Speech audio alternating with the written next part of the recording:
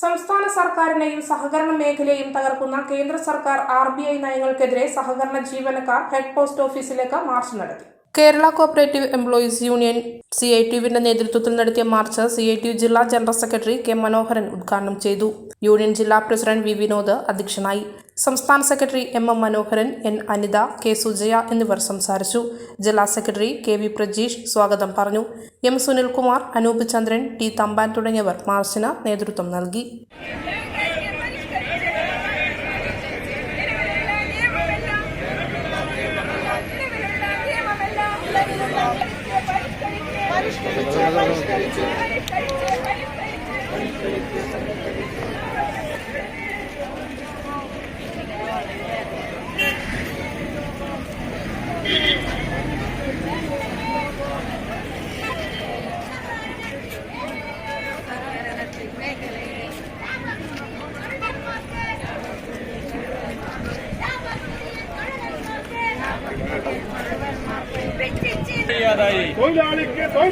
തൊഴിലാളിക്ക് തൊഴിലില്ല.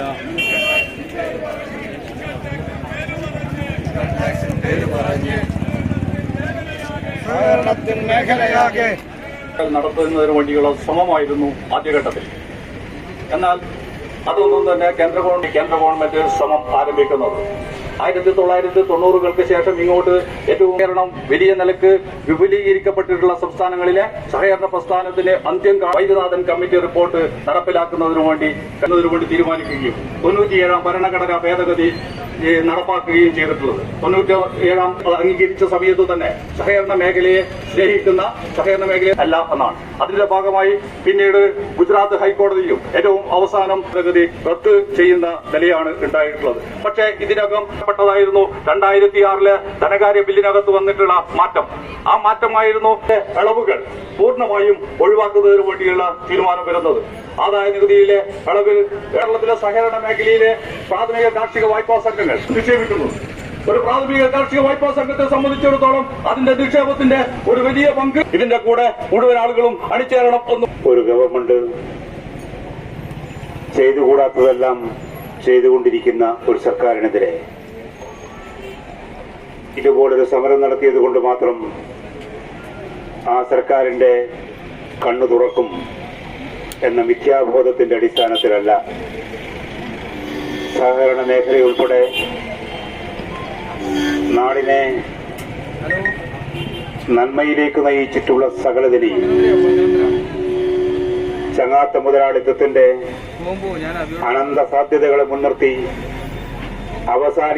അവസാനിപ്പിക്കാനും അപഹരിച്ചെടുക്കാനുമുള്ള വലിയ ശ്രമത്തിനെതിരായിട്ടുള്ള രാഷ്ട്രീയ പോരാട്ടത്തിനുള്ള ആഹ്വാനം കൂടിയാണ് ഈ സമരം. മേഖലക്കകത്തുള്ള ജീവനക്കാരുടെ ഏറ്റവും വലിയ പ്രസ്ഥാനം 1990 എന്ന് പറയുന്ന വർഷം, ആ വർഷം മുതൽ രാജ്യത്തിനകത്ത് നേരത്തെ അതിന്റെ സൂചനകൾ ഉണ്ടായിരുന്നെങ്കിലും ആ ഘട്ടം മുതൽ രാജ്യത്തിനകത്ത് കൊണ്ടുവന്ന ഒരു പുതിയ സാമ്പത്തിക നയം, ആ സാമ്പത്തിക നയത്തിന്റെ വിവിധ ഘട്ടങ്ങളുടെ ഭാഗമായിട്ടാണ് ഇന്ന് കേന്ദ്രം ഭരിച്ചുകൊണ്ടിരിക്കുന്ന നരേന്ദ്രമോദിയുടെ ഗവൺമെന്റ് കേരളത്തിലെയും രാജ്യത്തെയും സഹകരണ പ്രസ്ഥാനത്തെ ആകെ തകർക്കാൻ ആവശ്യമായ നിയമനിർമ്മാണങ്ങളും നടപടികളും സ്വീകരിച്ചുകൊണ്ട് ഇരിക്കുന്നത്.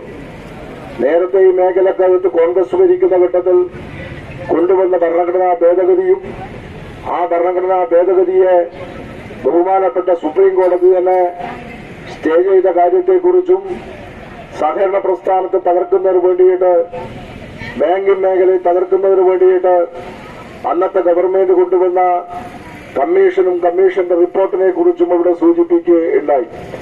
ഏറ്റവും ഒടുവിലായിട്ട് ഇപ്പോൾ നരേന്ദ്രമോദിയുടെ ഗവൺമെന്റ് സംസ്ഥാനങ്ങളുടെ പരിധിക്കകത്ത് വിട്ടിരുന്ന സഹകരണ വകുപ്പിനെ കേന്ദ്രത്തിന്റെ പട്ടികക്കകത്ത് കൊണ്ടുവന്ന് കേന്ദ്രത്തിന് ഇടപെടുന്നതിന് വേണ്ടിയിട്ട് പുതിയ നിയമനിർമ്മാണം പാർലമെന്റിനകത്തുള്ള ഭൂരിപക്ഷം ഉപയോഗിച്ചുകൊണ്ട് കൊണ്ടുവരികയും അതിന്റെ ചുമതലയാണെങ്കിൽ അത് ഭംഗിയായിട്ട് ഏത് കാര്യവും നിർവഹിക്കാൻ, പ്രത്യേകിച്ചും മനുഷ്യത്വരഹിതമായ ഏത് കാര്യങ്ങളും ഭംഗിയായി നിർവഹിക്കാൻ പ്രാപ്തനാണ് എന്ന് രാജ്യത്തിനകത്ത് തെളിയിച്ച ഇന്ത്യയുടെ ആഭ്യന്തര വകുപ്പ് മന്ത്രി അമിത്ഷാ, അദ്ദേഹത്തിന് നേരത്തെയും നമ്മുടെ രാജ്യത്തിനകത്തുള്ള ജനങ്ങൾക്ക് പരിചയമുള്ളതാണ്.